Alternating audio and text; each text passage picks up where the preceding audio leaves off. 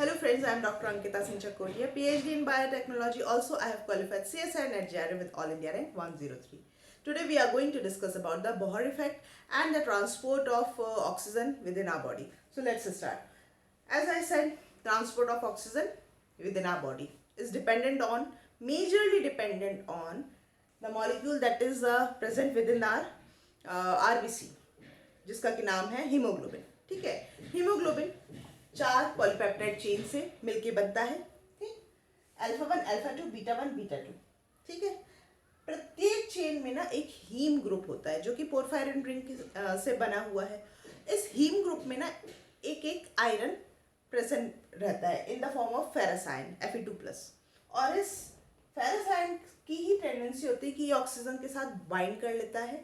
इस तरह से हीमोग्लोबिन मॉलिक्यूल क्या करता है, ऑक्सीजन मॉलिक्यूल को बाइंड करके पूरी बॉडी में सप्लाई करवा पाता है. सो अल्टीमेटली कह सकते हैं, बिकॉज यहाँ देख सकते हैं 4 हैं, तो एक हीमोग्लोबिन 4 ऑक्सीजन मॉलिक्यूल को कैरी कर सकता है. मतलब gate saturated via 4 oxygen molecule.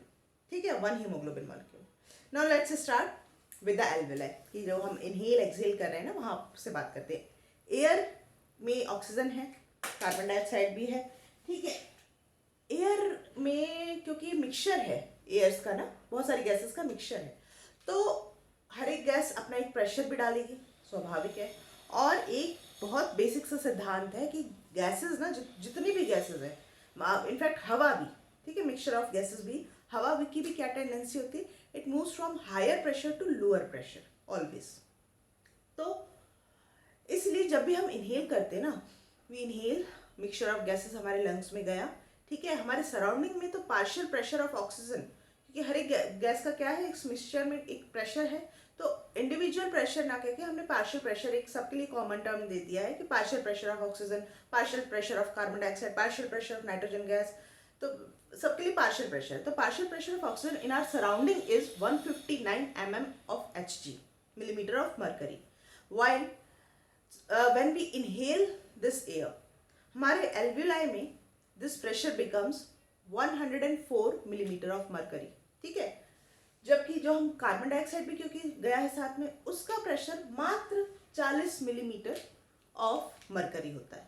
ठीक है, लेकिन ऑक्सीजन का कितना बताया मैंने, 104 है, जो कि बहुत हाई है as compare to that blood stream जो कि हमारी बॉडी में लंग्स में आती है. ठीक है, पूरा क्योंकि बॉडी से सारा ब्लड कलेक्ट आता है, मतलब हार्ट से पंप होके आ रहा है लंग्स की तरफ. ठीक है, लंग्स में वो ब्लड कैसा है, ऑक्सीजन पुअर है, it's oxygen deficit. So there the partial pressure of oxygen is 40 mm of Hg.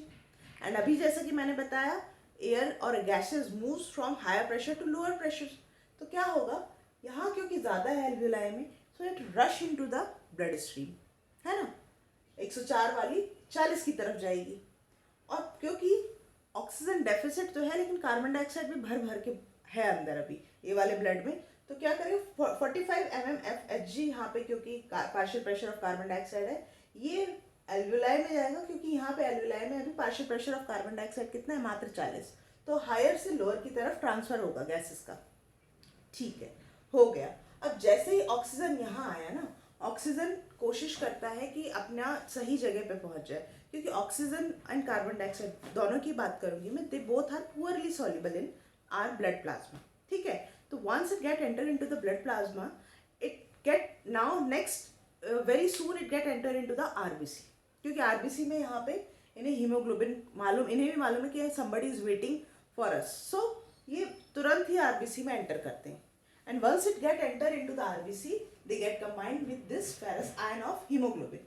So now the pressure, partial pressure of oxygen in this oxygenated blood has become 95 mm of Hg, while the partial pressure of this oxygenated blood has become 40 mm of Hg. And एक बात और आपको एक important data जो बताना चाहूँगी, एक figure है कि only 1.5% of oxygen get dissolved and transported via blood plasma, while 98.5% of oxygen get combined with the hemoglobin within RBC.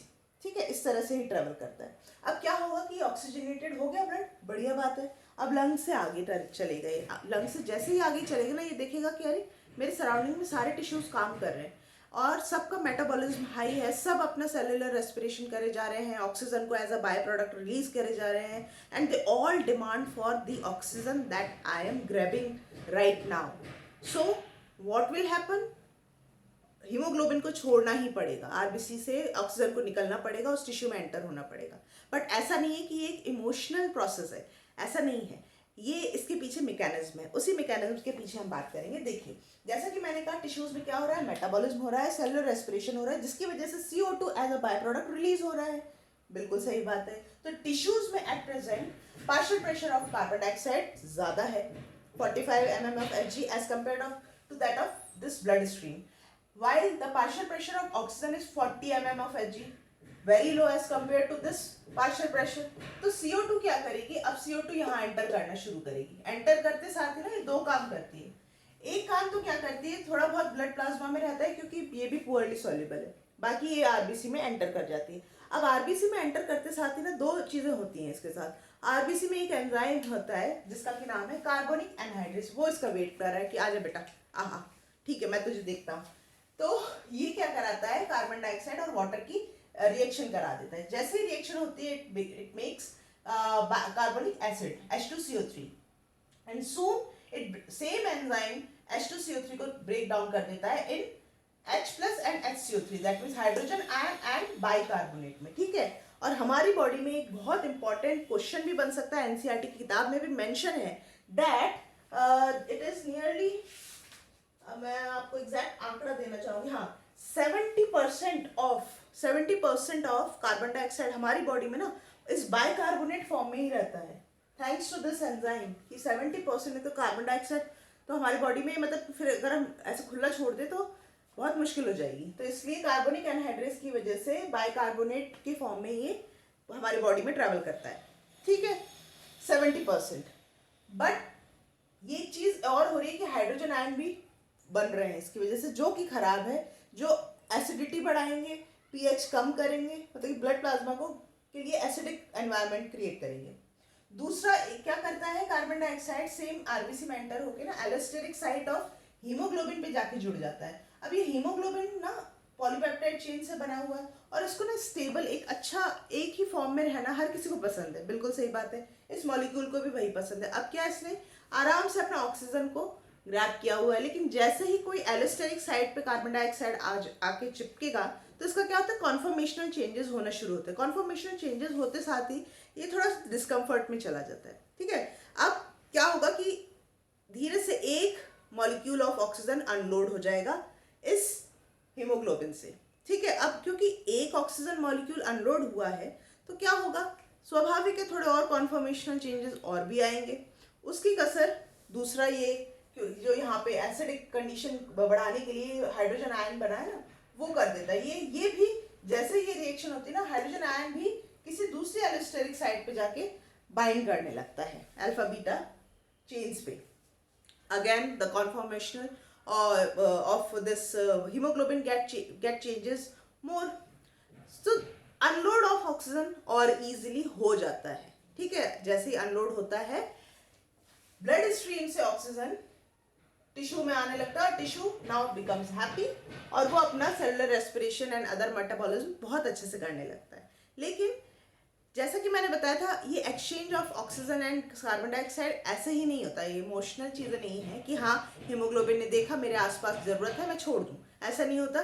उसके पीछे CO2 और हाइड्रोजन आयन की मेहनत होती है. ठीक है, कि एलोस्टेरिक साइड पे जाए, कॉन्फॉर्मेशनल चेंजेस कराएं और तब जाके कहीं ऑक्सीजन अनलोड होता है. अब जैसा कि मैंने बताया कि अनलोड में कॉन्फॉर्मेशनल चेंजेस बहुत महत्वपूर्ण है. Loading of oxygen to this haemoglobin भी बहुत इंपॉर्टेंट है. ऐसे ही होती है, ऐसा नहीं होता कि हाँ हीमोग्लोबिन ने देखा कि आसपास ऑक्सीजन है सारी एक साथ आके चिपके, ऐसा नहीं होता. धीरे धीरे होती है यार लोडिंग. ठीक है. पहले एक साइड पे आती है, उसकी वजह से कुछ कॉन्फॉर्मेशनल चेंजेस होते हैं, फिर दूसरे के साथ होते साथ ही ना नाउ रिएक्शन थोड़ी फास्ट होने लगती है कि तीसरे और चौथे पे बहुत जल्दी हो जाता है. फिर उसके बाद आप चाहे कितनी भी सराउंडिंग में ऑक्सीजन हो, वो सैचुरेट हो गया है तो आप और नहीं बढ़ेगा. इसलिए ग्राफ सीधा ना जाके सिग्मॉइड होता है, एस शेप्ड होता है. ठीक है.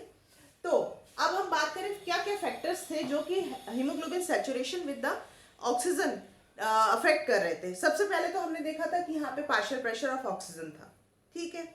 दूसरा हमने ये मैकेनिज्म यहाँ की वजह से देखा कि कार्बन डाइऑक्साइड का भी पार्शियल प्रेशर बहुत मैटर करता है, ठीक है। Number 2 is partial pressure of carbon dioxide also matters. Number 3 is the concentration of H plus ion और कह लीजिए कि एसिडिटी, ये भी मैटर करता है, ठीक है। अब अगर हम बात करें ऑक्सीजन डिसोसिएशन कर्व की, जो भी कि एक्स एक्सिस पे दर्शाता है कि पार्शियल प्रेशर ऑफ ऑक्सीजन कितना है और वाई एक्सिस पे दर्शाता है कि saturation percent of haemoglobin with oxygen क्या चल रहा है, ठीक है। तो अभी केवल नीला वाला ये आप कर्व देखिएगा। नीले वाले कर्व में मान लीजिए हम यहाँ की बात करें, ठीक है, पार्शियल प्रेशर ऑफ ऑक्सीजन, यहाँ पे हम लंग्स की चर्चा कर रहे हैं। कितना था एल्विलाई में? 104 था। तो 104 पे क्या होना चाहिए सैचुरेशन? 104 पे saturation is something nearly like 95 कह लीजिए या 96 और 7, मतलब बिटवीन 90 एंड 100, ठीक है भाई, वेरी गुड। अब क्या किया, इसी हीमोग्लोबिन की बात करिए। अब ये हीमोग्लोबिन ने ट्रेवल करना शुरू किया है, धीरे धीरे ट्रेवल कर रहा है और क्या हो रहा है कि इसको अब partial pressure of oxygen in its surrounding कम होता हुआ दिख रहा है। तो क्या होगा, धीरे धीरे धीरे धीरे कम होता जाएगा, कम होता जाएगा। एक टाइम आएगा जहां उसको 40 कहा था, हमारे इन टिश्यूज में था, जो कि अच्छा खासा मतलब सेलुलर रेस्पिरेशन कर रहे हैं, ठीक है। यहाँ पे ये क्या है, टिश्यूज है, टिश्यूज में 40 था। तो जैसे ही 40 आएगा ना, इसका सैचुरेशन हैज बिकम नियरली 75 और 72, ऐसा कुछ बिटवीन 70 और 80 हो जाता है, ठीक है। सो दिस इज, एंड फर्दर आगे और भी जब जाएगा ना नीचे, तो धीरे धीरे ये अनलोड करेगा और एकदम से अनलोड नहीं करता, धीरे धीरे करता है। लेकिन अगर एक कंडीशन हम ये मान लें, ठीक है, एक कंडीशन हम ये मान लें कि पीएच ऑफ ब्लड और लो हो गया है बिकॉज ऑफ दिस रिएक्शन, तो उस केस में क्या होगा, the curve get shift towards its right, ठीक है।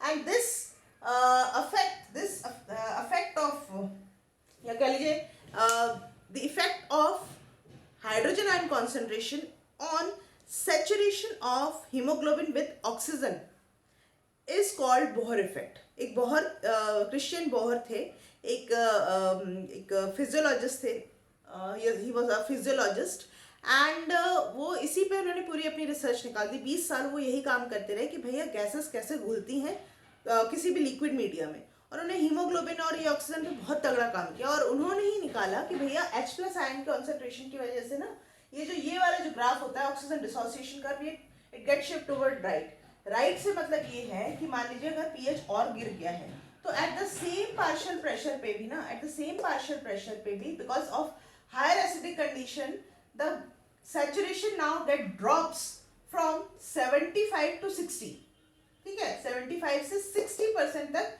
ड्रॉप कर जाता है। मतलब क्या, और इजीली अनलोड हो जाता है हीमोग्लोबिन, ठीक है। इसका मतलब यही है, थोड़ा सा मुश्किल होता है बहुत, लेकिन दिमाग और कान दोनों खोल के सुनिए कि H प्लस आयन की कॉन्सेंट्रेशन की वजह से क्या होता है कि the saturation of the loading of hemoglobin molecule get dropped by this difference, ठीक है, 75 से 60, इतना डिफरेंस आ जाता है एट द सेम टिश्यूज में, ठीक है। सेम कंडीशन थी पार्शियल प्रेशर की, लेकिन क्या हो रहा है, मान लीजिए विग्रस हम खूब एक्सरसाइज कर रहे हैं, ठीक है, बहुत एक्सरसाइज करने की वजह से क्या होगा, CO2 और ज़्यादा बनेगा क्योंकि ATP बन रहा है, ATP की रिक्वायरमेंट की वजह से ATP बन रहा है, CO2 as a by product बनेगा, CO2 बाय प्रोडक्ट बनेगा तो ये वाली रिएक्शन भी होगी, है ना, ये वाली रिएक्शन होगी तो H प्लस भी बनेगा, जिस वजह से pH लो हो रहा है, तो अल्टीमेटली सैचुरेशन भी कम होगा, इजीली अनलोड होगा। So this is how the oxygen dissociation curve, what the oxygen dissociation curve says about the saturation of haemoglobin.